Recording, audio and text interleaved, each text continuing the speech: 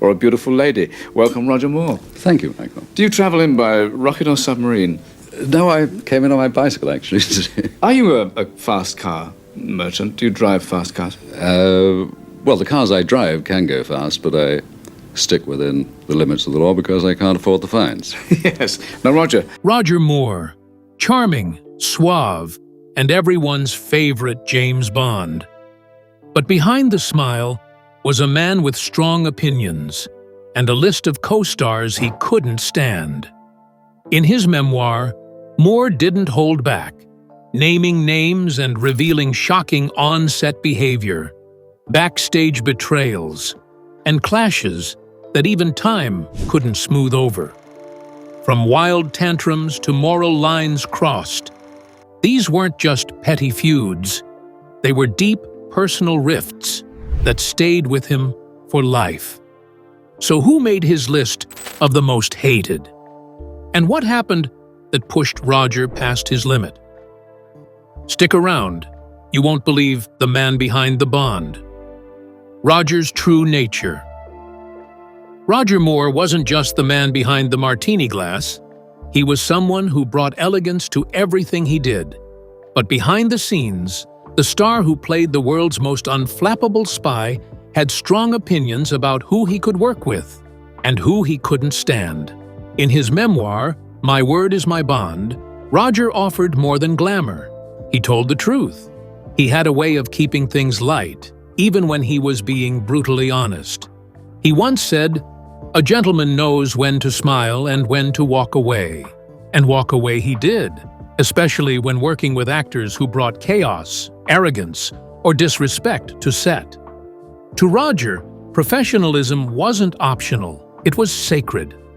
If you were late, loud, or inappropriate, you weren't just annoying, you were insulting the work. And for a man like Roger, who considered punctuality a form of respect, those small behaviors said everything.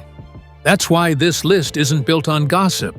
It's built on the kind of disappointments that leave a lasting sting, and that stick with a gentleman for life. Now, from this deep sense of respect, we move to the first man who shattered it entirely. Hervé Villechaize, the maniac co-star. Roger Moore never minced words about Hervé Villechaize, his co-star from The Man with the Golden Gun.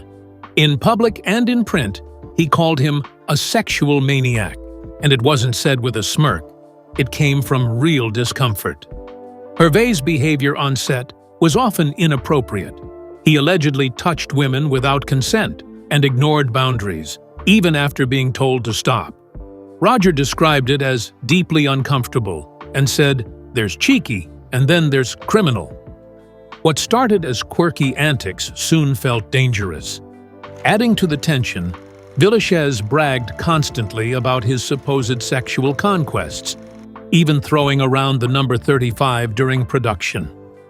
Roger coolly responded, "He counted every paid encounter. I told him that didn't count." The tension between them wasn't just professional, it was personal. Tragically, Villechaize's career declined, and he died by suicide in 1993. Roger later said, "It's not my place to judge a man's pain, but I'll never pretend we got along." Sometimes, honesty is all that remains. But if Hervé made things feel wrong, the next co-star brought Roger to the edge with her unstoppable energy. Grace Jones, a clash of chaos and control. Working with Grace Jones on A View to a Kill wasn't just unpredictable, it was war. Roger was a man of routine, of silence before a scene. Grace was the opposite. Loud music, wild hours, and total defiance. Her trailer pulsed with noise that shook the walls. Roger politely asked her to turn it down. She didn't, so he stormed in and pulled the plug out himself. "I'm not being unreasonable," he said later. "I just wanted to sleep." The clash reached its boiling point when they had to shoot a love scene. Grace, always eccentric, brought a large black sex toy to set, without warning. Roger froze. She laughed. And somehow, they both broke into uncontrollable laughter. That, he admitted, was the moment we finally connected. Through absolute madness. It didn't make them friends, but it cleared the air. Grace later said she admired Roger's poise, even when he was furious. He had every right to yell, but he didn't. He just walked in and made it stop. That was Roger, calm until he couldn't be calm anymore. And from a wild firebrand to a Hollywood legend known for being a little too cheap. Tony Curtis, cheap dinners and questionable morals. Tony Curtis was charming, but Roger saw through the charm. Their time together on The Persuaders wasn't all smiles. Tony, by Roger's account, was frugal to a fault and often morally slippery. He invited me to dinner, Roger wrote, and served the smallest roast chicken I've ever seen. But it wasn't just the food. It was the attitude. Tony once shared advice from Burt Lancaster, telling Roger that if you're caught in the dressing room with a young woman, just keep going and deny everything later. Roger was stunned. That was the moment I realized we lived by very different codes. The final straw came on a film set in South Africa. Roger was propositioned by an actress while his wife was nearby. Tony's earlier advice flashed in his head, but Roger declined. "That's not me," he later said. "I took marriage seriously. Not everyone did." Curtis never apologized for his lifestyle, and Roger never judged him out loud. But the respect had faded. "We worked together, we laughed, but I wouldn't call him a friend," Roger later admitted. And if Curtis tested his patience, the next co-star tested Roger's very sense of morality. Frank Sinatra, mafia whispers, and public drama. Roger Moore admired Frank Sinatra's voice, but the man behind it? Not so much. Their first major encounter was explosive, a public fight involving John Wayne at a party at the Moulin Rouge. Sinatra had ties, and Roger knew it. Years later, Roger asked Sinatra directly about rumors of mob connections. To his shock, Sinatra didn't deny it. He just shrugged and said most places he played were mob-owned, Roger recalled. I couldn't believe the ease with which he said it. That was Roger's problem, not just the rumors, but the comfort Sinatra had with them, the coolness in flaunting something dangerous. It didn't sit right. I came from the theater. I believed in decency. That wasn't it. The two men remained civil, but the bond was thin. We shook hands, Roger said, but there was no trust there. That honesty, even when it made people uncomfortable, is what made Roger Moore unforgettable. But not all odd behavior came from crime or arrogance. Some came from people Roger once admired, until they let him down. Peter Sellers, the masked eccentric. Peter Sellers was a genius on screen, but off it, Roger Moore found him nearly impossible to understand.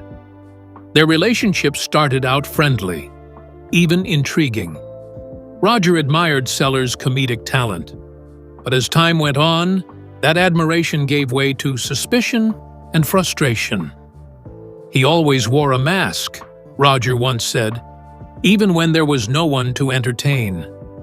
That emotional distance unsettled him. It wasn't just that Peter was eccentric. It was that he didn't seem to care who he pushed away in the process. Their strangest encounter happened in the south of France. Roger was filming The Persuaders, and, coincidentally, Sellers was honeymooning at the same hotel. A prank orchestrated by some of Roger's friends involved a fake customs inspection and a suspicious white envelope addressed to Peter. What started as a joke turned into something darker. That night, Peter claimed his bed was a flying carpet, and invited Roger and friends to fly with him. Roger didn't find it funny. He found it unsettling. "There's method acting," he later said, "and then there's losing the plot entirely." Peter's erratic behavior, fueled by substances and a growing paranoia, pushed Roger to a breaking point. Sellers had become someone he couldn't trust, either as a colleague or a friend. "It's hard to care about a man who doesn't care if you're real or not," Roger admitted. But where Sellers hid behind a mask, other stars simply wore their tempers out in the open and expected applause for it. Friction on set, when co-stars became enemies. Not every co-star Roger disliked made headlines. Sometimes the tension simmered quietly behind the scenes until one day it exploded. For Roger, the worst part wasn't the chaos. It was the betrayal of professionalism. He believed in showing up on time, treating crew members with respect, and doing your job without ego. When co-stars ignored those basics, they didn't just irritate him, they disappointed him. "We're all here to work," he once said. "If you want a holiday, book one. But don't ruin mine." Hervé's inappropriate behavior, Grace Jones's disruptive antics, Tony Curtis's moral looseness, these weren't just quirks. To Roger, they were red flags. The set should have been sacred, a place of focus and trust. When that trust broke, it left scars. In one particularly tense moment during The Persuaders, Tony Curtis delayed production after a night of heavy partying. The next day, Roger didn't yell. He didn't complain. He simply walked off set. His silence spoke volumes. Even directors struggled to mediate these clashes. Some tried smoothing things over. Others turned a blind eye. But Roger never forgot who made the work harder and who made it shine. And sometimes, those tensions didn't come from chaos, but from secrets. Secrets that tore relationships and reputations apart. Affairs, rumors, and infidelity. The trust breakers. Roger Moore had lived through enough Hollywood scandals to know that what happened behind closed doors always found its way onto the set. He didn't judge people's private lives, but he hated when they let their personal drama poison the work. Infidelity was rampant, and Roger had seen it wreck marriages, films, and friendships. Tony Curtis was infamous for it, and even bragged about how to lie if caught in the act. Roger found that kind of advice shameful, saying, "Fooling around is one thing, fooling yourself is worse." Hervé Villechaize was another example. He spoke openly, too openly, about his nightly conquests, many of which Roger suspected were exaggerated or outright paid for. "A man desperate to feel important will brag about anything," Roger wrote. He also noticed how affairs off-screen often made things awkward on-screen. Lines were forgotten, tempers flared. Jealousy bled into rehearsals. Roger once told a friend, "It's hard to play lovers when someone's husband is glaring at you off-camera." Even affairs that weren't public affected morale. Crews felt it. Directors saw it. And Roger, who valued dignity, resented it deeply.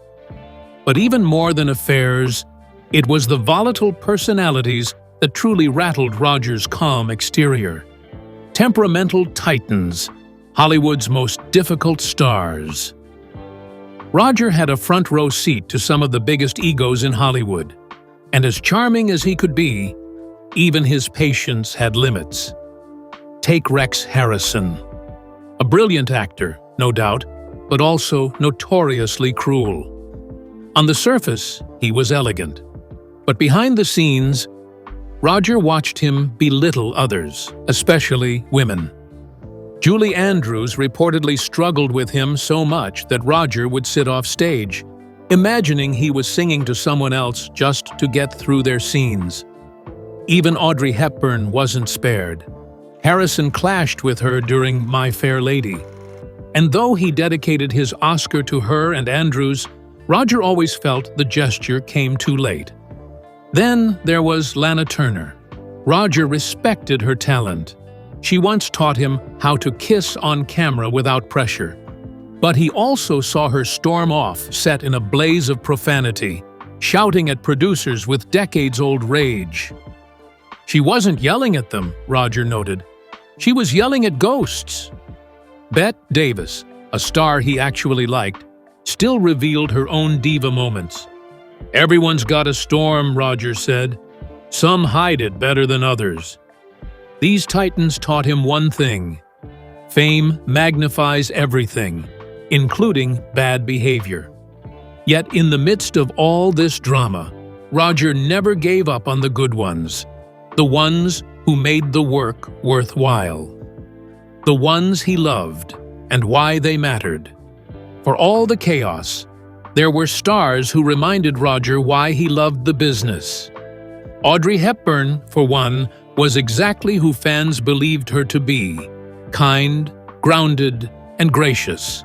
Roger called her an angel in high heels. He also spoke fondly of Sammy Davis Jr., a man whose humor could melt even the iciest tension.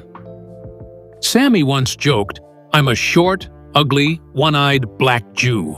What do you think it's like for me?" That kind of self-aware humor inspired Roger deeply. Then there was Peter Cushing, Roger's co-star on The Saint. Cushing never raised his voice, never showed up late. "He was everything I wanted to be as a man and as an actor," Roger said. Even Lana Turner, for all her explosions, gave Roger something real. She taught him that anger was often grief in disguise. Her rage wasn't about today, he once reflected. It was about every door Hollywood had slammed in her face. The ones Roger loved had one thing in common: they stayed human, even under the spotlight. That, to him, was the rarest quality of all. And while some co-stars became allies, others dragged him into the darker world of long-standing Hollywood feuds. Hollywood feuds, up close and personal. Roger Moore didn't go looking for drama, but in Hollywood, it had a way of finding him. Few rivalries fascinated and unsettled him more than the infamous feud between Bette Davis and Joan Crawford. He wasn't just a witness to the aftermath. He got pulled into the emotional current of it. It started innocently enough. Bette Davis approached Roger one day, introduced herself warmly, and admitted she was a fan of his TV series The Saint. Her praise was sincere, and the two struck up an unlikely friendship. They even went to the dog races together, a day full of laughter and shared nostalgia. But behind Bette's composed charm was a well of old hurt. As their bond grew, she confided in Roger about Joan Crawford, the feud that never died. It wasn't just rivalry, Roger recalled her saying. It was betrayal. Love, then betrayal. The root? Franco Tone, Joan's second husband, and according to Bette, the only man she ever truly loved. Even as Franco lay dying of cancer years later, Bette couldn't forgive Joan. The bitterness ran so deep, it outlived the man they both had loved. Roger listened quietly, absorbing how jealousy, betrayal, and pride could stretch decades and ruin lives. That glimpse into a feud so personal gave Roger clarity. He never wanted to carry that kind of hate. But he also knew some grudges weren't just petty, they were earned. And soon, Roger would face a scene so brutal, it tested his entire understanding of what the Bond franchise should represent: the worst Bond scene he ever shot. Roger Moore wore the tuxedo longer than any other Bond. For over a decade, he defined the character with charm, wit, and just the right amount of mischief. But even icons have regrets. And for Roger, There was one scene that haunted him more than any exploding car or awkward love scene ever could. It happened in A View to a Kill, the final film in his run as 007. The movie was flashy, filled with action, and featured Christopher Walken as the cold-blooded villain Max Zorin. But one moment stopped Roger cold and left a mark on him he never forgot. In that scene, Zorin opens fire on a group of innocent workers in a mine, mowing them down with a machine gun. The moment is brutal, sudden, and shockingly heartless. Roger hated it. "That wasn't Bond," he wrote bluntly in My Word is My Bond. That was a massacre. For a man who built his version of Bond on elegance, cleverness, and the occasional raised eyebrow, it was a betrayal of the character's soul. Bond, he believed, could be lethal, but never cruel. Never sadistic, and certainly never part of a story that made death feel meaningless. He wasn't just reacting as an actor. He was reacting as someone who had shaped Bond into a figure audiences could admire, not fear. There should be a finesse to danger, Roger explained in later interviews.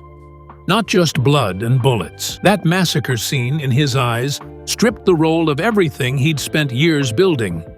But that wasn't the only thing that made A View to a Kill a tough film to finish. As Roger neared 58, the physical demands of the role weren't his biggest concern. It was the optics. While he aged, his love interests stayed young. Too young. He often joked about it in interviews, saying things like, "I was old enough to be her grandfather," but behind the humor was real discomfort. In A View to a Kill, his romantic co-star Tanya Roberts was nearly 30 years his junior. The age gap felt ridiculous, even to him. "I started to feel like Bond's creepy uncle," he quipped.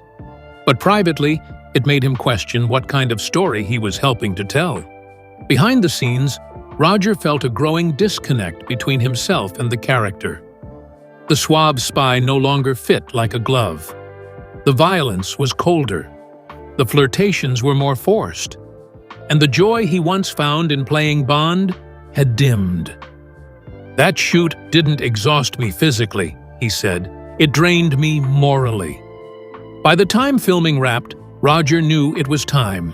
Not just for someone else to play Bond, but for him to finally step away from the image, the pressure, and the compromises. He had given the character his humor, his lightness, and his elegance, and he couldn't watch those things be stripped away. But the weapons, the women, the violence, that wasn't the only thing that left a bitter aftertaste.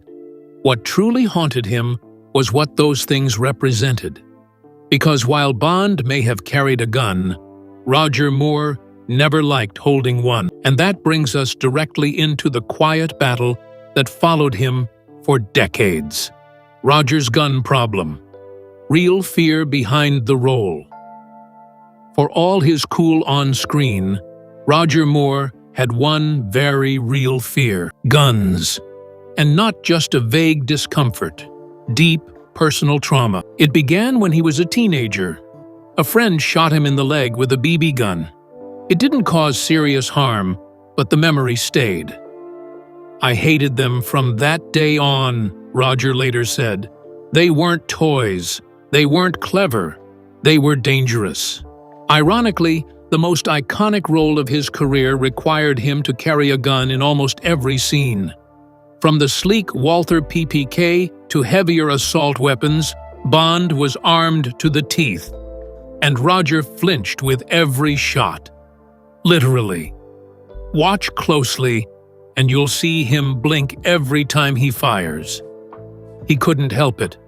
His body recoiled from the act, no matter how many takes they did. The trauma worsened during an Army refresher course. Roger was handed a faulty gun. When he pulled the trigger, it exploded in his hand. The blast temporarily deafened him and halted filming. It was a turning point. After that, even pretending to shoot became painful. Yet, he never let the audience see the fear. He wore the tux, delivered the lines, and did what the character demanded. But when he finally said goodbye to Bond, it was with quiet relief. And as he stepped away, he did something few actors ever do. He told the truth, even when it meant naming names. Why Roger spoke up in his memoir. By the time Roger Moore penned My Word Is My Bond, he had already lived through decades of stardom, scandals, friendships, losses, and reinventions. He wasn't writing to sell secrets. He wasn't seeking sympathy. He was seeking honesty. At 81, Roger had reached a point where the glamour didn't matter. The tuxedo had long since been retired. The martinis long since replaced with tea. What remained was a man who had seen the inner workings of Hollywood and lived to reflect on it with both clarity and conscience. You can't fix history, he said, but you can at least tell it right. His memoir was not filled with anger, but with purpose. Roger Moore had never been a man who shouted. He was the gentleman spy, the diplomat of 007s. So when he wrote about the co-stars he disliked, Hervé Villechaize, Grace Jones, Tony Curtis, he did it in his own way, not with accusations, but with reflections. He didn't villainize them. He described what made working with them exhausting, unsettling, or just deeply unprofessional. Take Hervé, who he called a sexual maniac. Roger didn't write that for shock value. He wrote it to highlight a toxic environment on the set of The Man with the Golden Gun. His stories about Grace Jones weren't meant to embarrass.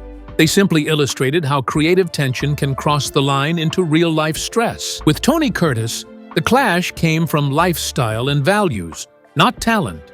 But Moore didn't stop at others. He turned the lens on himself, too. He wrote candidly about his discomfort with violence, especially in his final Bond films. He admitted that the world had changed, and perhaps Bond hadn't changed fast enough. He revealed a lifelong fear of guns, stemming from a teenage accident, and worsened by a near-deafening misfire during Army training. He even expressed regret over certain romantic scenes with actresses decades younger, noting that what once seemed normal now made him uncomfortable. "I was old enough to be their father," he said. That kind of vulnerability, especially from someone long considered the image of effortless charm, made his memoir resonate even more. "It's not revenge," Roger wrote, "it's remembrance." He didn't need applause for his honesty. He just didn't want to take the truth with him when he left. There were no dramatic exposés, no cruel takedowns, just stories, some funny, some troubling, all deeply human. In the final pages of his life and legacy, Roger Moore did what few in his position ever do. He told the truth with dignity. Because in the end, he was never just James Bond. He was Roger Moore, a man who knew the price of silence and the value of speaking with grace. And by drawing that line, he left us not only a legacy of style, but one of substance. Legacy of a gentleman who knew when to draw the line. Roger Moore may be remembered by most as James Bond, but those who knew him or read his memoirs saw a very different legacy. He was a man who understood the value of boundaries. He knew which co-stars lifted others up and which ones tore the set down. He cherished kindness, patience, professionalism, and when those were missing, he didn't suffer fools quietly. Naming his 5 most disliked co-stars wasn't about cruelty. It was about protecting something he loved, his craft. He believed acting was a team sport, not a competition. And when someone brought arrogance, violence, or chaos to the set, it wasn't just annoying, it was a violation. Still, Roger never let bitterness define him. He balanced his honesty with humor, his criticism with warmth, and when the cameras stopped rolling, he walked away with his integrity intact. "Acting is pretending," he once said, "but your values? Those are real." Roger Moore's final legacy wasn't just tuxedos or catchphrases, it was drawing the line between ego and excellence, between noise and meaning. And in naming those he hated, he gave us one final performance, not as Bond, but as a man with the courage to tell the truth. So now you know, Roger Moore may have been polite, but he never forgot the people who crossed the line. His honesty gave us a rare look behind the scenes of fame. If you enjoyed this deep dive, hit that like button, subscribe, and let us know which story shocked you most.